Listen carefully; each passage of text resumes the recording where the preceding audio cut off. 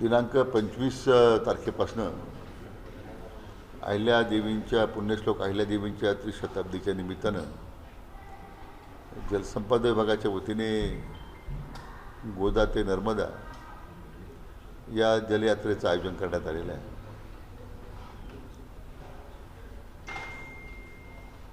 त्र्यंबकेश्वर येथून त्या यात्रेला पहिल्या यात्रेला प्रारंभ होईल.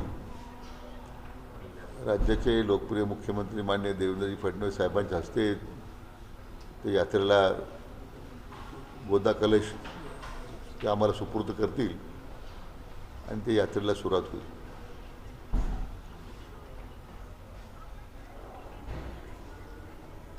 दुसरी यात्रा त्याचवेळी चौंडीहून निघेल. त्या चोंडीच्या पवित्र धरतीची माती घेऊन त्या यात्रेचा शुभारंभ राज्याचे उपमुख्यमंत्री माननीय एकनाथ शिंदेसाहेब करतील. कार्यक्रमाच्या अध्यक्षस्थानी विधान परिषदेचे सभापती राम शिंदे असतील. त्र्यंबकेश्वरला गुरुमाऊली आहेत, परमपूज्य गुरुमाऊली ते अध्यक्ष असतील आणि यशवंतराव होळकर तृतीय कुमार यशवंतराव होळकर त्या ठिकाणी प्रमुख पाहुणे म्हणून राहतील. त्या दोन्ही यात्रा एकत्रपणे 26 तारखेला संध्याकाळी शिर्डीमध्ये येतील आणि मग शिर्डीमध्ये महाराष्ट्रातील 30 नद्यांचं पाणी आपण एकत्र त्या ठिकाणी आपण त्या 30 नद्यांचे कलश ते शिर्डीमध्ये येऊन त्या ठिकाणी मग एकत्र पुढं 27 तारखेला यात्रा सुरू होईल आणि 27 तारखेला मग ते गंगापूर वैजापूर मार्गे संभाजीनगरहून ती भृष्णेश्वरला मुक्कामाला जाईल. 28 तारखेला ही यात्रा भृष्णेश्वरून सकाळी निघून कन्नड मार्गे चाळीसगावहून धुळ्याला मुक्कामाला जाईल आणि 29 तारखेला धुळ्याहून निघून ती दुपारनंतर संध्याकाळी आपण माहेश्वरला समारोपाचा कार्यक्रम ठेवलेला आहे. यामध्ये आमचा हाच प्रयत्न आहे की पुण्यश्लोक अहिल्यादेवींच्या कार्यकर्तृत्वाचं त्या ठिकाणी माहिती व्हावी. तर खरं म्हणजे ते अतिशय दूरदर्शी आणि उत्तम प्रशासक आणि विशेष करून पाणी संवर्धनामध्ये त्यांनी फार मोठं योगदान दिलं. म्हणजे जुने बाऱ्या असतील, गावतळे असतील, ते दुरुस्त करणं, अनेक मंदिरांची जी पडझड झाली त्या मंदिरांचा उद्धार त्यांच्या हस्ते झाला आणि म्हणून त्यांचीच प्रेरणा घेऊन माननीय मुख्यमंत्री देवेंद्र फडणवीस साहेबांच्या नेतृत्वाखाली विचार, विकास आणि वारसा या सूत्रेवर आधारित आपण या जलयात्रेचं आपण आयोजन केलं आहे. यामध्ये संपूर्ण यात्रेमध्ये जलसंपदा खात्याने आत्तापर्यंत केलेल्या वाटचालीचं आम्ही चित्रफित दाखवणार आहोत. पुण्यश्लोक अहिल्यादेवींच्याही जीवनपटावर आम्ही काही चित्रफित दाखवणार आहोत. अशा एक वेगवेगळ्या उपक्रमानं ही गोदा ते नर्मदा जलयात्रा 25ला सुरू होऊन 29ला माहेश्वरला जाईल. अनेक वारकरी या जलयात्रेमध्ये आहेत. मी स्वतः पूर्ण वेळ थांबणार आहे. मला खात्री की आपल्या सर्वांच्या माध्यमातून अधिक आम्हाला चांगले सहकार्य आणि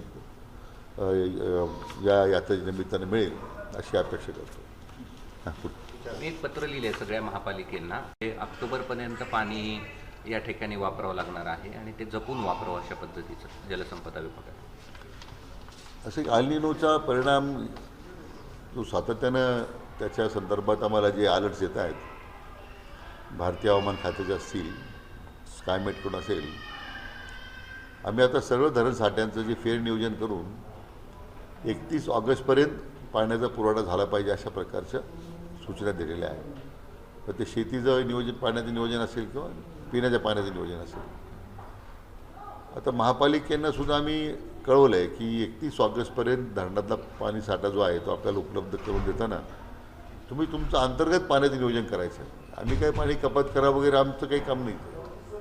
महापालिकेला उपलब्ध पाण्यातून त्यांना अधिक काळ ते पाण्याचा साठा जेवढा उपलब्ध आहे त्याचा मी कपात करत नाही.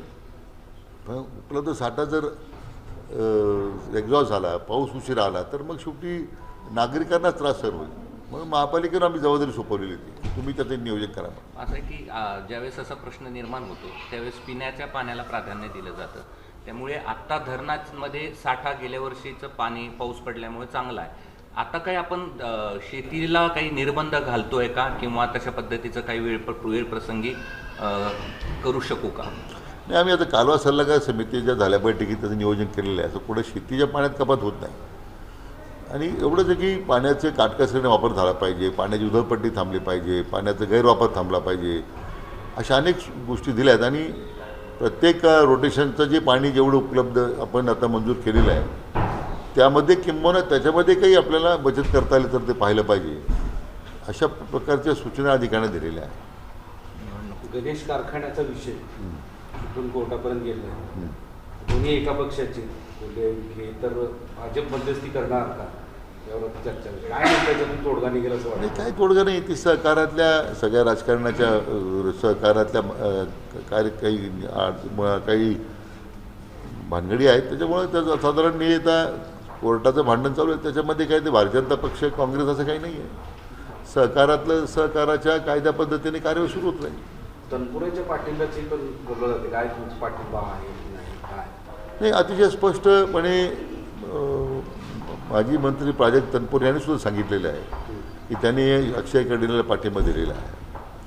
त्यांचे सगळे कार्यकर्ते कार्यरत आहेत. सांगता सभेला ज्यावेळी माननीय मुख्यमंत्री आले त्यावेळी अतिशय म्हणजे स्पष्टपणे मुख्यमंत्र्यांनी सुद्धा सांगितलेलं आहे की आम्ही आता सगळे एकत्र काम करणार आहोत. तेव्हा संदिग्धता कुठंच नाही आहे. म्हणजे प्राजक्त तनपुरे आता भाजपमध्ये येतील नाही ते तो त्यांचा प्रश्न आहे, तो नंतरच्या काळामध्ये. पण या निवडणुकीमध्ये एक आचारसंहिता त्यांनी पाळलेली आहे की शिवाजीराव वाढले जसं बारामतीला जर तुम्ही एकत्र आलेला तसं राहुरीमध्ये काय अडचण होती.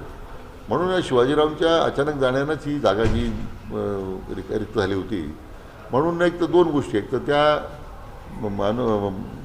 एक संवेदनशील विषय होता म्हणून, आणि दुसरं राहुरी तालुक्याच्या विकासाकरता जर आपण एकत्र आलो तर त्यात वागं काहीच नाही आहे. त्यामुळे त्यासाठी निवडणुकीत उभं राहिलेच पाहिजे असं काही नाही आहे. म्हणून चांगली भूमिका प्राजक्त तनपुरे घेतली आणि त्याचं आम्ही स्वागतच केलेलं आहे.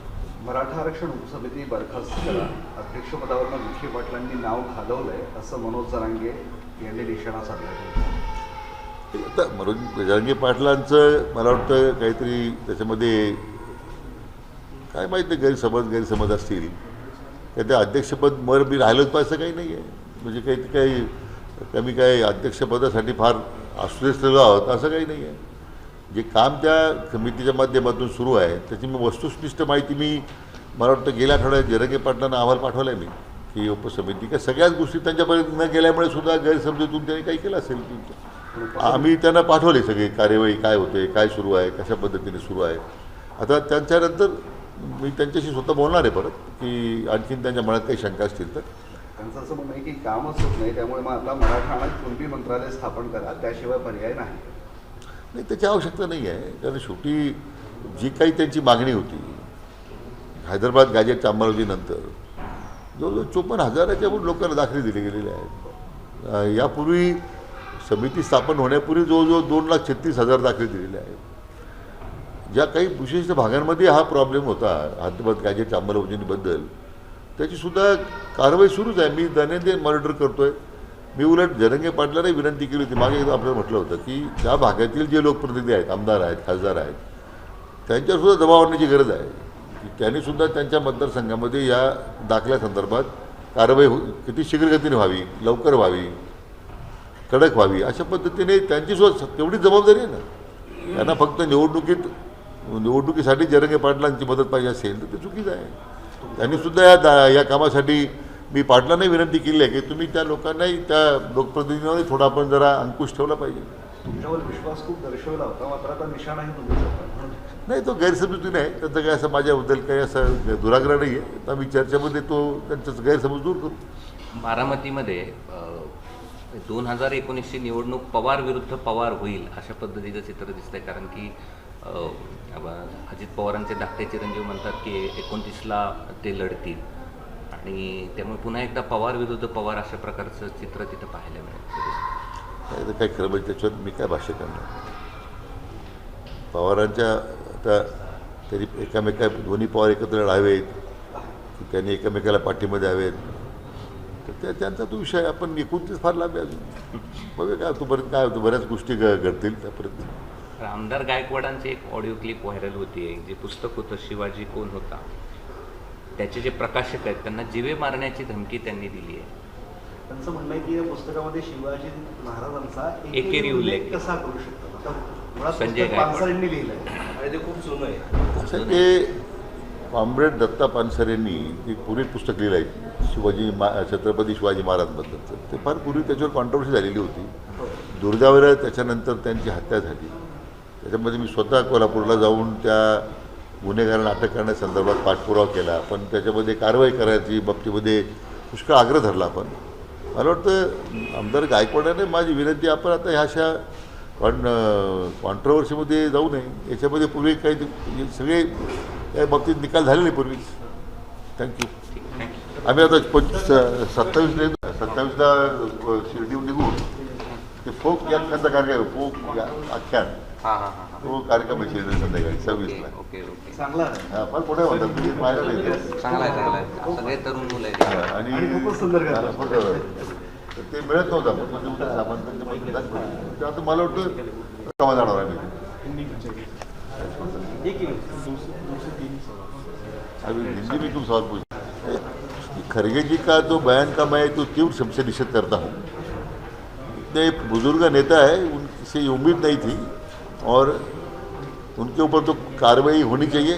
चुनाव करेंगे नहीं करेंगे, लेकिन उनके खिलाफ मुकदमा दर्ज होना चाहिए. हम करेंगे. मुंबई की एक विशेष पीएमएलए अदालत ने महाराष्ट्र राज्य सहकारी बैंक घोटाले मामले में एनसीपी के विधायक रोहित पवार, कांग्रेस नेता रंजीत देशमुख और अन्य को बरी कर दिया. वो सीबीआई का था पीएमएलए के इसमें. मेरे ख्याल से उसमें अभी सब इंक्वायरी पूरी हो गई है. मुझे मालूम नहीं उन्होंने क्या आधार लिया है, लेकिन काफ़ी लोग जो इन्वॉल्व थे उसमें एमएससी बैंक में. सुप्रीम कोर्ट ने पश्चिम बंगाल की मुख्यमंत्री ममता बनर्जी की कड़ी आलोचना करते हुए कहा है कि उन्हें प्रवर्तन निदेशालय ईडी की तलाशी में बाधा डाली है.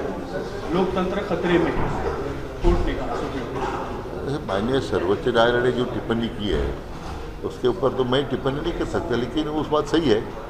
एक लॉलेस स्टेट बन गया है पश्चिम बंगाल, जहाँ कोई कानून व्यवस्था ही नहीं है. मैं समझता हूँ कि ये चुनाव में ममता बनर्जी को लोग पूर्णतः उसको पराजित करेंगे और वास्तव में लोकशाही लाने की जो पश्चिम बंगाल जनता ने पहल की है उसको यश मिलेगा. अमित शाह ने जो है ममता बनर्जी और भाजपा पे निशाना साधते हुए कहा है कि पश्चिम बंगाल की जो राजधानी वो झुग्गियों का शहर बन गई है. ममता बनर्जी घुसपैठियों को झुग्गियों में बसवाकर अपनी वोट बैंक बढ़ा रही है. आदरणीय गृहमंत्री जी जो बात कह रहे हैं वो सही है, क्योंकि बांग्लादेशी घुसपैठी के कारण एक तो गुनहगारी बढ़ गई पश्चिम बंगाल में और वो उनके वोट बैंक बन गए ममता बनर्जी. तो सोरसूत है. बांग्लादेशियों को निकालना ये सबसे बड़ी प्रायोरिटी है और ममता बनर्जी रहने तक उनको असंभव है. देश को अंदरूनी खतरा भी उसके कारण हो रहा है. उसका तो सख्ती से उसके खिलाफ कार्रवाई करने की आवश्यकता है.